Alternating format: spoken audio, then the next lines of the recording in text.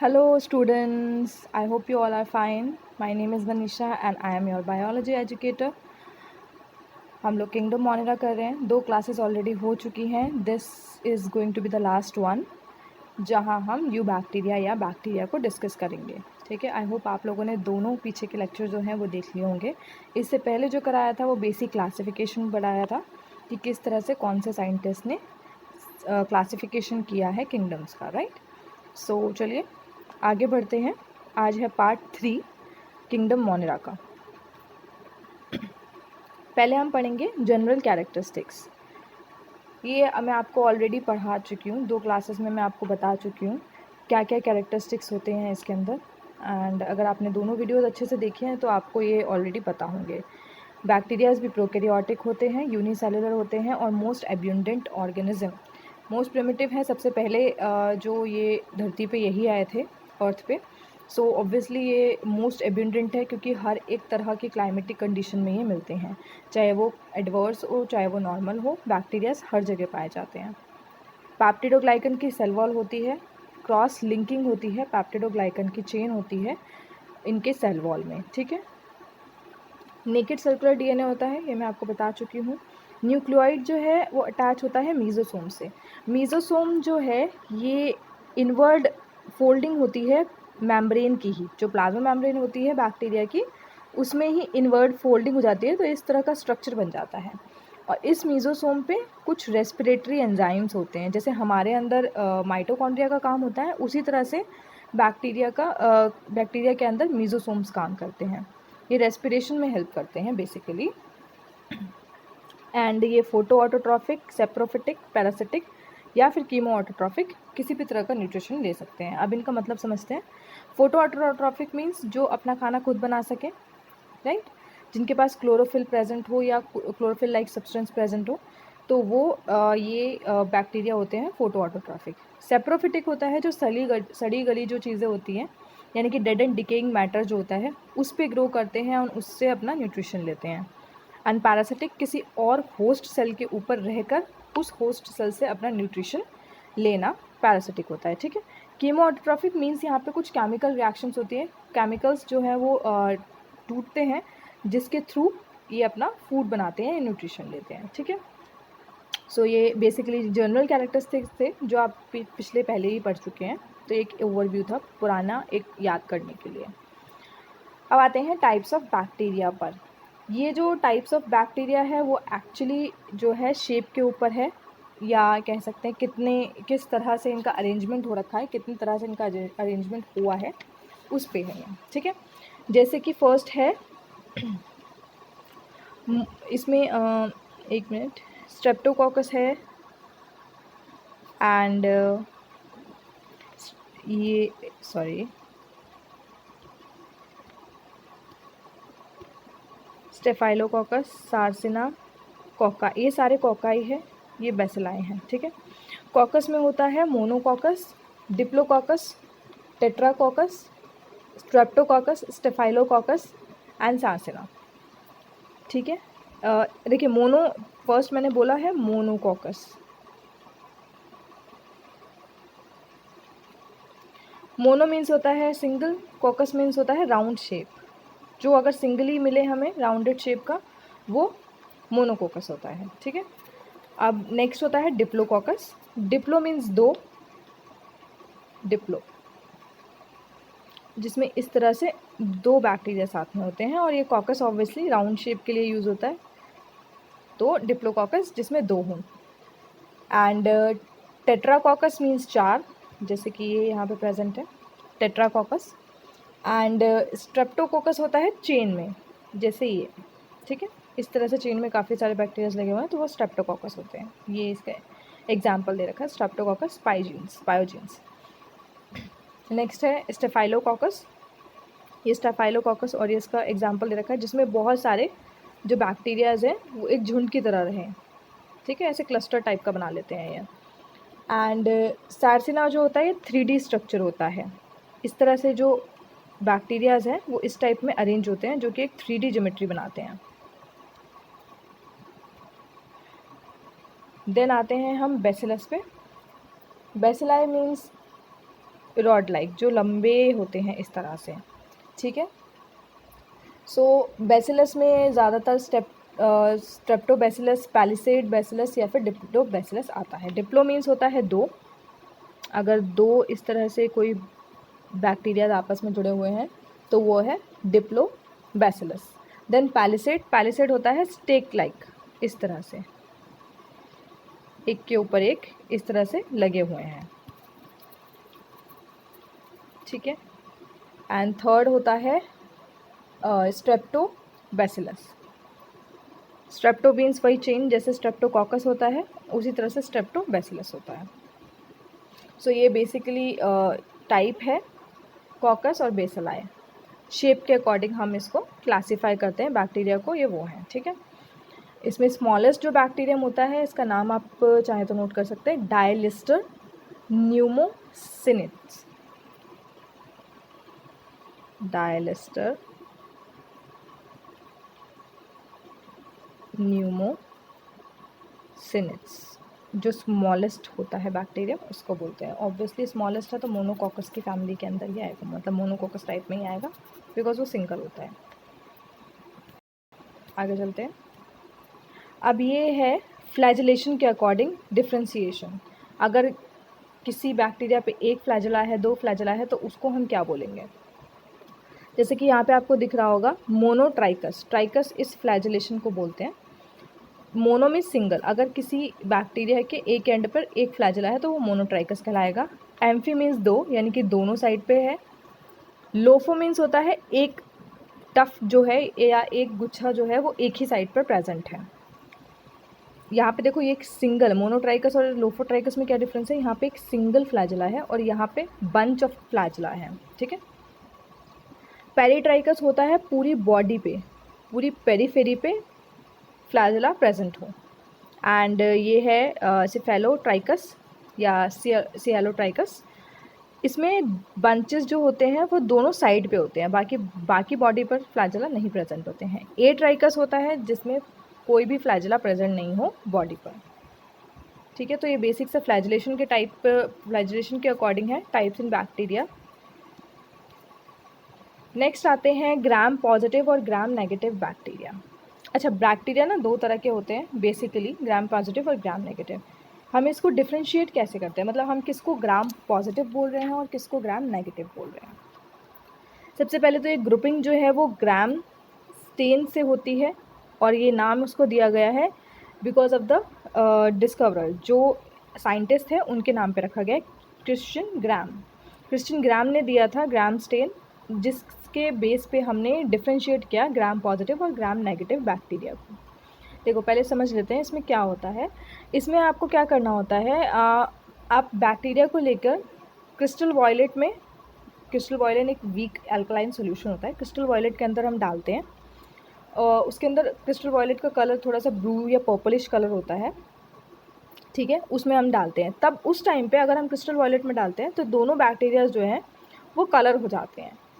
फिर हम क्या करते हैं, फिर हम उसको 0.5% से आयोडीन सोल्यूशन से वॉश करते हैं। देन उसको हम वॉश करते हैं एब्सोल्यूट अल्कोहल या एसीटोन से, जो कि एक एसिड है जो कि वीक नहीं है ना, स्ट्रॉन्ग एसिड है।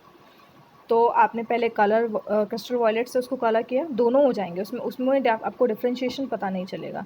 देन आपको उसको 0.5% आयोडीन सोल्यूशन से धोना है। देन आपको वॉश करना है एब्सोल्यूट अल्कोहल या एसीटोन से। तो इन सब प्रोसेस के बाद जिस बैक्टीरिया पे कलर रह जाता है उसको हम बोलते हैं ग्राम पॉजिटिव बैक्टीरिया, और जिस बैक्टीरिया से कलर हट जाता है या कलरलेस हो जाता है उसको हम बोलते हैं ग्राम नेगेटिव बैक्टीरिया, ठीक है। तो बेसिकली स्टेनिंग के बेसिस पे हमने इसको ग्राम पॉजिटिव या ग्राम नेगेटिव बैक्टीरिया बोला है। अब इस पे कलर रह जाता है पर इस पे नहीं रहता, क्यों? क्योंकि इसके अंदर जो लिपिड कंटेंट है वो बहुत ज़्यादा है, जो कि रिटेन नहीं होने देता है और डिज़ोल्व हो जाता है ऑर्गेनिक सोल्यूशन में, और कलर जो है वॉश ऑफ हो जाता है जैसे ही हम एसीटोन या अल्कोहल से धोते हैं बैक्टीरिया को, ठीक है, या स्लाइड को। ऑब्वियसली एक बैक्टीरिया को नहीं नहलाएंगे हम, स्लाइड को जैसे आप धोएंगे, ठीक है। अब तो बेसिक डिफरेंस हम देख लेते हैं। कलर का मैंने आपको बता दिया, ये इसमें कलर रह जाता है ब्लू या पर्पल कलर का, after washing with absolute alcohol या एसीटोन। इसके अंदर कलर रिटेन नहीं रहता है। इसकी जो वॉल होती है वो सिंगल लेयर्ड होती है, आउटर मेम्ब्रेन एब्सेंट होती है। इसमें 2 लेयर्ड वॉल होती है और आउटर मेम्ब्रेन जो है प्रेजेंट होती है। इसकी थिकनेस 20 to 80 nm तक होती है एंड ग्राम नेगेटिव की 8 to 12 nm। लिपिड कंटेंट जो है वो यहाँ पे काफ़ी कम होता है और लिपिड कंटेंट यहाँ पे ज़्यादा होता है कंपैरेटिव टू ग्राम पॉजिटिव, और यही रीज़न है जिसकी वजह से वो जो कलर है उसको रिटेन नहीं कर पाता है। इसकी वॉल जो है, या आउटर वॉल जो होती है वो मतलब इस तरह से होता है बैक्टीरिया, उसकी बिल्कुल स्मूथ होती है, स्ट्रेट। और इसमें जो होता है प्लाज्मा लेमा के वजह से, मतलब प्लाज्मा लेमा जो है दो मेम्ब्रेन है ना, तो ये प्लाज्मा लेमा होने की वजह से कुछ कुछ प्लेसेस पे वेवी हो जाती है, मतलब इसकी जो सेल वॉल है वो इस तरह से कुछ हो जाती है, हल्की सी वेवी सी हो जाती है।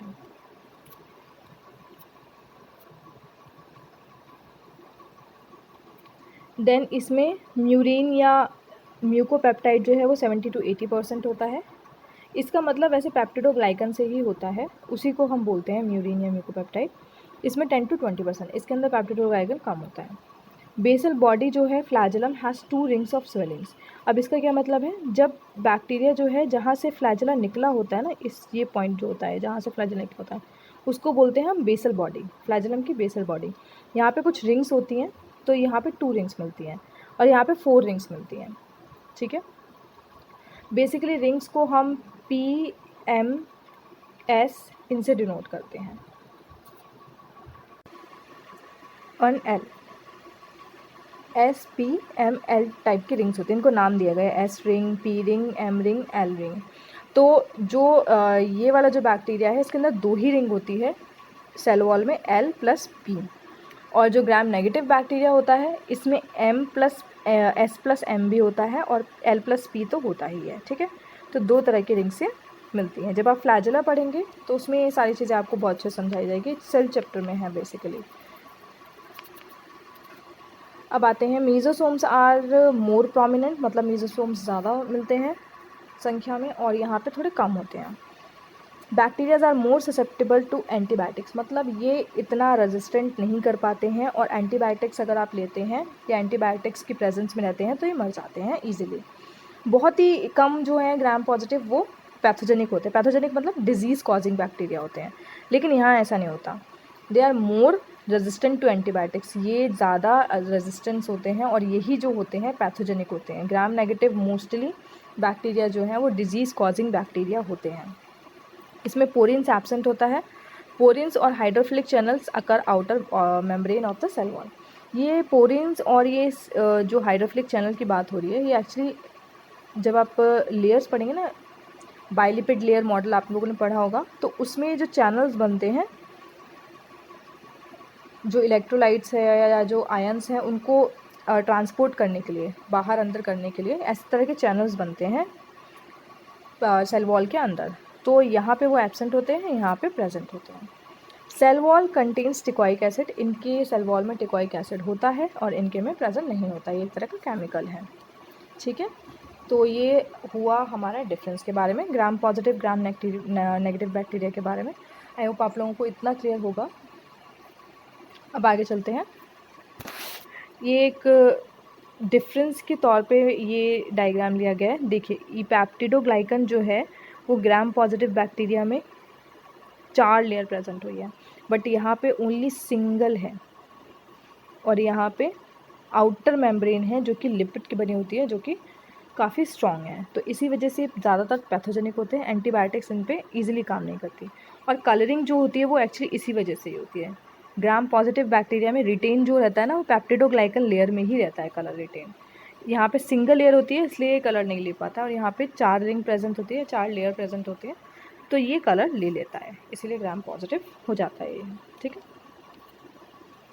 अब आते हैं कंपोनेंट्स ऑफ बैक्टीरियल सेल। इसके अंदर क्या क्या कंपोनेंट्स होते हैं। पहला है सेल एनवेलप। सेल एनवेलप होता है बैक्टीरिया के बाहर की कवरिंग। इसके अंदर क्या क्या होता है, इसके अंदर ग्लाइकोकैलिक्स होता है कवरिंग के अंदर, cell wall and plasma membrane, ये तीनों मिलाकर ही बनाते हैं सेल एनवेलप, ठीक है। मीजोसोम्स होते हैं, ये सारे कंटेंट्स जो हैं एक्चुअली साइटोप्लाज्म में होते हैं, ये फ्रीली पड़े होते हैं, बस साइटोप्लाज्म होता है बैक्टीरियल सेल के अंदर, उसमें ये एज इट इज़ पड़े रहते हैं। Mesosomes, ribosomes and nucleoids and plasmids. अब इनके बारे में थोड़ा सा पढ़ते हैं। इस डायग्राम से ही हम सारी चीज़ें पढ़ लेंगे। सबसे पहले आते हैं ग्लाइकोकैलिक्स या फिर म्यूसिलेज। म्यूसिलेजिनस लेयर होती है, स्लाइमी एक तरह की लेयर होती है जो कि नॉन सेलुलोजिक होती है। नॉन सेलुलोजिक मतलब सेलुलोज प्रेजेंट नहीं होता है। और सेलुलोज क्यों प्रेजेंट नहीं होता है?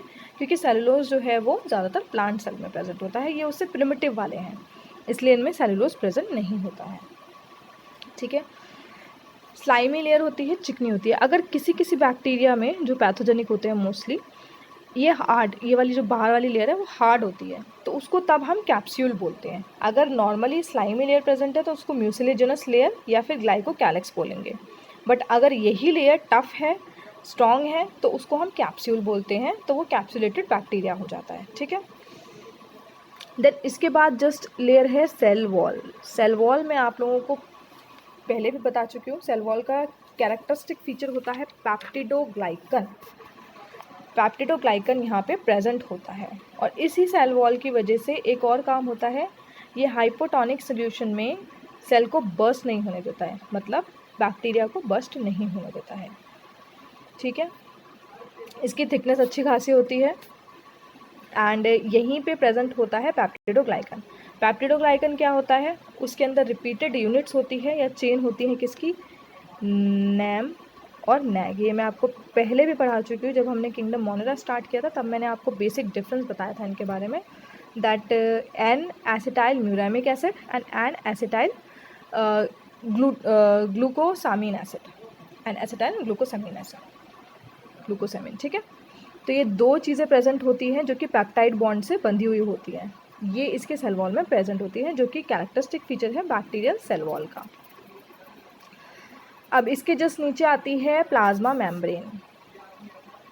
प्लाज्मा मेम्ब्रेन, प्लाज्मा मेम्ब्रेन जो है वो सिलेक्टिवली परमिएबल होती है। ये जो इसके जस्ट नीचे वाली लेयर है, ये जो कनेक्टेड है साइटोप्लाज्म से, ये प्लाज्मा मेम्ब्रेन है। और ये सिलेक्टिवली परमिएबल होती है, मतलब कुछ ही सिलेक्टेड जो इनऑर्गेनिक मटेरियल है, सॉरी क्या बोल सकते हैं, जिनको आयंस वगैरह, उन्हीं को आने देती हैं, बाकी सारी चीज़ों को एंटर नहीं करने देती है। ठीक है। ये मेटाबॉलिकली एक्टिव होती है, बिकॉज यहीं से ना, ये देखो ये मेसोसोम्स दिख रहा है, सब कुछ जो होता है वो एक्चुअली प्लाज्मा मेम्ब्रेन से ही स्टार्ट हो रहा है, इसलिए ये मेटाबॉलिक एक्टिविटीज़ भी कराती है। मेटाबॉलिक एक्टिविटीज़ जैसे डाइजेशन, रेस्पिरेशन होता है ना, वो सारी मेटाबॉलिक एक्टिविटीज़ होती हैं। तो यहाँ पे देखो, जैसे ये प्लाज्मा मेम्ब्रेन का ही तो पार्ट है, ये इनवर्ट फोल्डिंग जो हो रही है वो प्लाज्मा मेम्ब्रेन ही है। यहाँ पे रेस्पिरेशन का काम करता है, तो ये सिंथेसिस ऑफ लिपिड भी करता है, यहाँ पे लिपिड्स भी बनते हैं, यहाँ पे सेल वॉल कंपोनेंट्स भी रहते हैं। देखिए सारे cell wall components plasma membrane से टच में ही हैं। तो ये सारी मेटाबॉलिक एक्टिविटीज़ में होती है और मतलब पार्ट लेती है और सारी सिंथेसिस भी करती है। ठीक है। अब इसके बाद आते हैं हम साइटोप्लाज्म। जो ये फ्री, जो इसके अंदर लिक्विड है सेल के अंदर, उसको हम साइटोप्लाज्म बोलते हैं। साइटोप्लाज्म के अंदर क्या क्या है? पहला तो ये मेसोसोम्स ही हैं, ये मैं आपको बता चुकी हूँ। इनवर्ट ग्रोथ होती है प्लाज्मा मेम्ब्रेन की, और ये बेसिकली रेस्पिरेशन, यहाँ पे रेस्पिरेटरी एंजाइम मिलते हैं, तो ये रेस्पिरेशन के काम आता है। ठीक है। और यूकैरियोटिक सेल का जो माइटोकॉन्ड्रिया है, उससे आप इसको कंपेयर कर सकते हैं, क्योंकि जो माइटोकॉन्ड्रिया है उसके अंदर भी कुछ रेस्पिरेटरी एंजाइम्स होते हैं, वहाँ पे एनर्जी का फॉर्मेशन होता है, राइट। तो उसी तरह से यहाँ पे काम करता है, यहाँ पे भी रेस्पिरेटरी एंजाइम्स होते हैं। इसके बाद हम आते हैं हम पॉलीराइबोसोम्स। पॉली मीन्स बहुत सारे, राइबोसोम मीन्स राइबोसोम। 1 सेकेंड।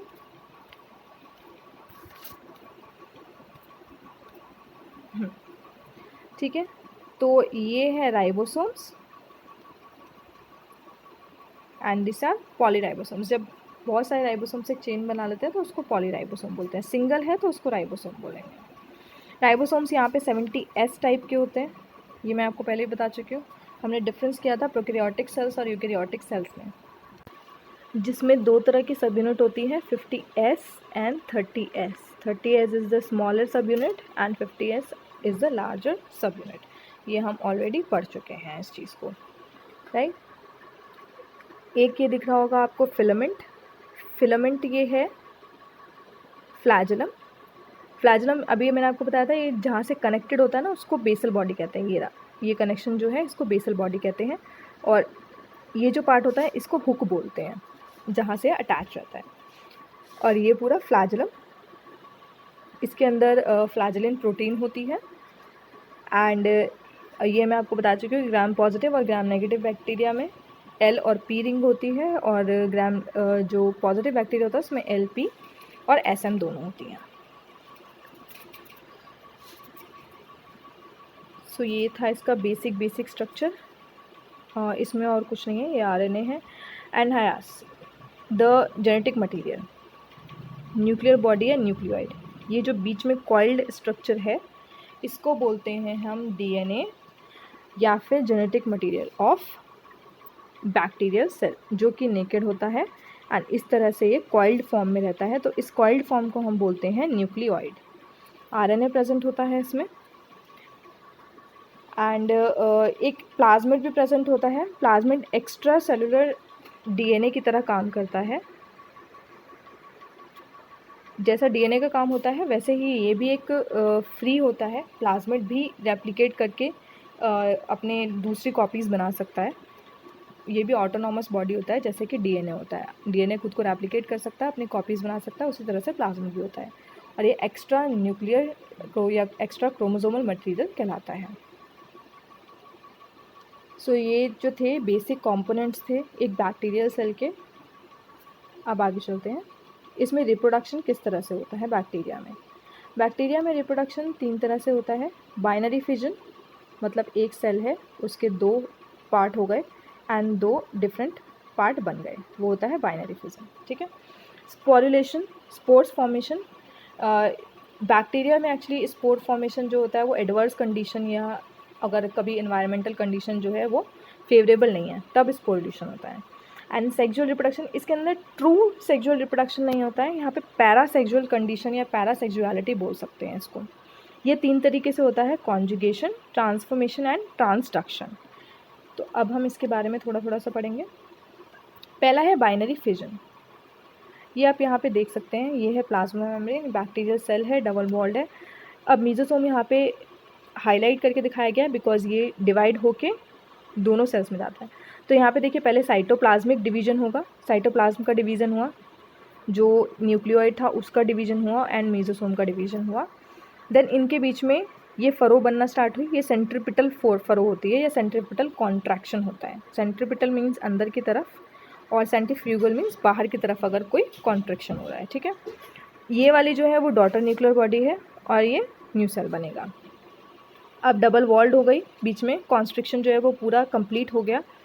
यहाँ का साइटोप्लाज्म और न्यूक्लियर जो मटेरियल है वो अलग हो गया और यहाँ का अलग हो गया। देन फाइनली जो 2 सेल्स थी वो अलग हो गई और उन्होंने डॉटर 2 सेल्स बना ली। ठीक है, एक सेल से 2 सेल बन गई। तो इसी बेसिस पे ना इसको ये भी बोला जाता है दैट बैक्टीरिया इज़ इमॉर्टल, क्योंकि ये मरा तो है ही नहीं। बैक्टीरिया ने जस्ट अपने जैसी 2 कॉपीज़ बना ली, अब ये 2 कॉपीज़ अपने जैसी 2 कॉपीज़ बना लेंगे, तो ऐसे चलता रहेगा।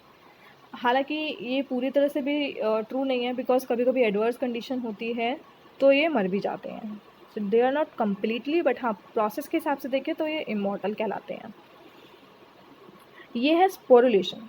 अब स्पोरुलेशन जो है बैक्टीरिया में गुनीडिया बनते हैं, कोनीडिया बनते हैं, एंडोस्पोर्स बनते हैं। तो ये बेसिकली जो है एंडोस्पोर का है ये स्ट्रक्चर। ठीक है, ये एंडोस्पोर देखिए, पेरेंट सेल है, इसमें एंडोस्पोर बन रहा है। ये अनफेवरेबल कंडीशन में बनते हैं, जैसे जब फेवरेबल कंडीशन नहीं है बैक्टीरिया के लिए तो वो इस तरह से अपने ऊपर एक हार्ड कवरिंग बना लेते हैं जो कि उनको मदद करता है एक्सट्रीम कंडीशंस को सरपास करने में या उनको पास ऑन करने में। होता सारी चीज़ें इसमें यही है, बस जो ये एक्सोस्पोरियम होता है ये बहुत टफ होता है, ये बहुत स्ट्रॉन्ग होता है। तो ये हर एक मतलब मान लीजिए प्लस या -100 डिग्री सेल्सियस के टेम्परेचर तक को ये आराम से झेल सकता है, बहुत ईजीली उसमें सर्वाइव कर सकता है।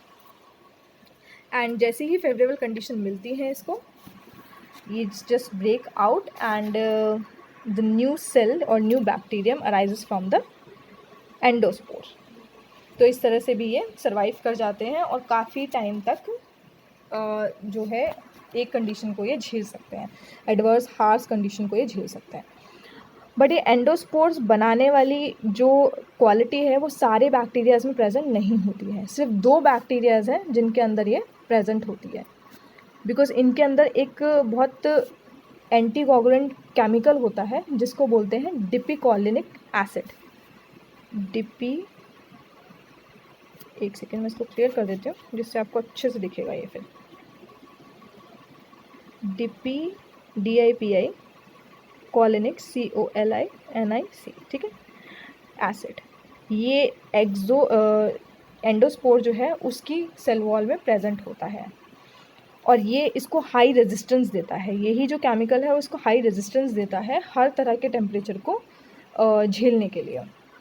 सिर्फ 2 तरह के बैक्टीरिया ये प्रोड्यूस कर पाते हैं, क्लॉस्ट्रीडियम टिटेनी जो टिटनेस करता है, Clostridium tetani, and the other one is Bacillus anthracis, ठीक है। तो ये 2 बैक्टीरियाज होते हैं जो एंडोस्पोर फॉर्म कर सकते हैं।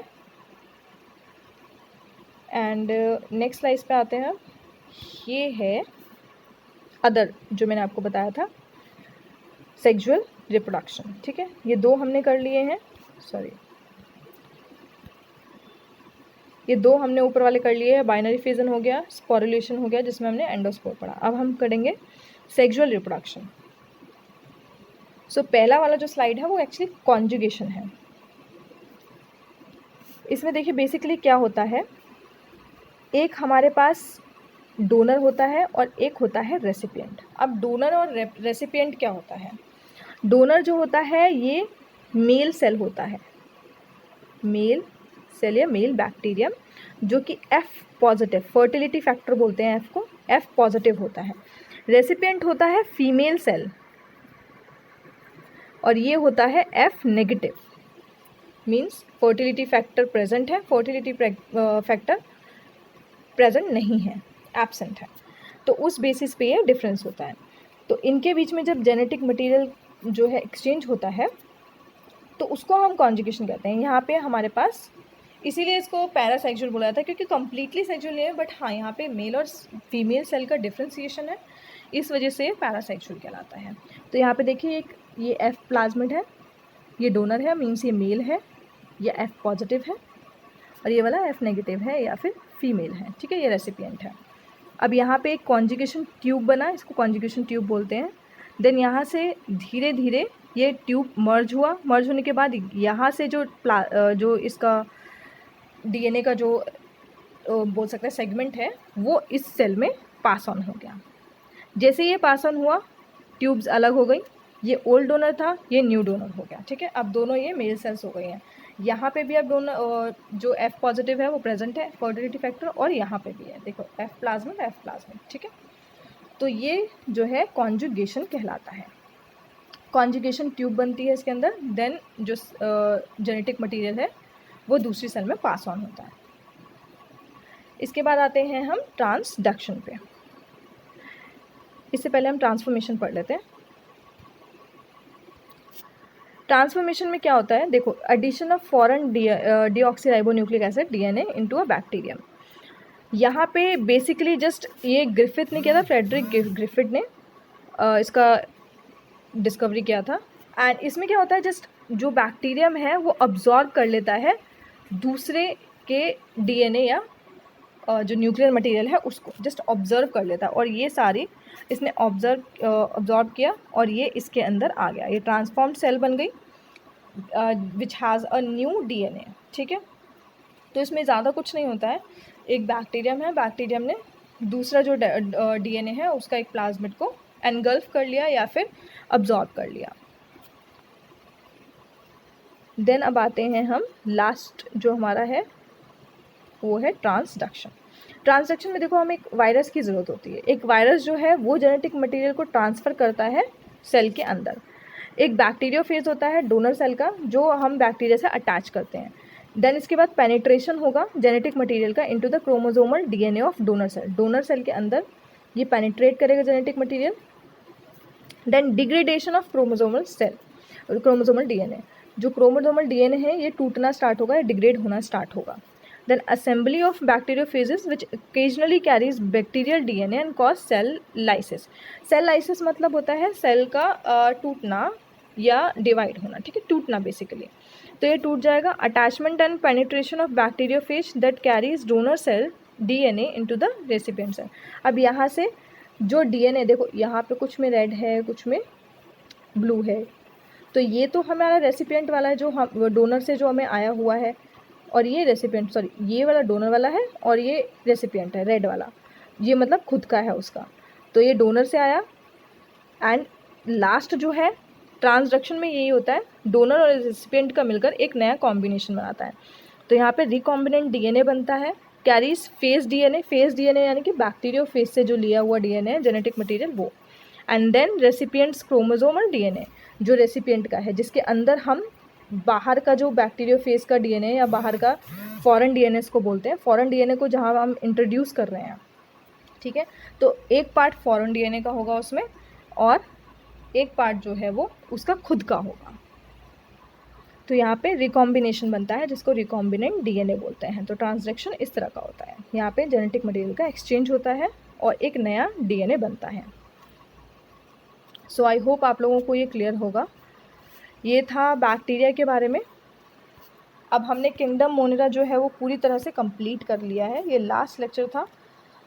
इसमें अब कुछ भी ऐसा नहीं है जो रह गया हो या छूटा हो, जितना इसमें है वो मोर देन इनफ है, और सभी एग्ज़ाम्स के लिए, नीट के लिए भी और आपके 11th या 12th के एग्जामिनेशन है उनके लिए भी। ओके, सो अगर आपको ये सेशन पसंद आया है तो प्लीज़ इसे लाइक कीजिएगा, सब्सक्राइब कीजिए चैनल को एंड शेयर कीजिए अपने फ्रेंड्स के साथ। एंड इसके बाद हम नेक्स्ट चैप्टर जो है नेक्स्ट किंगडम करेंगे। Okay, so just be with me and connected with me, क्योंकि आपको ये पूरी सीरीज़ मिलने वाली है जिसमें हम सारे किंगडम करेंगे और डिटेल में पढ़ेंगे सबको। So thank you for watching my channel and thank you for watching my video.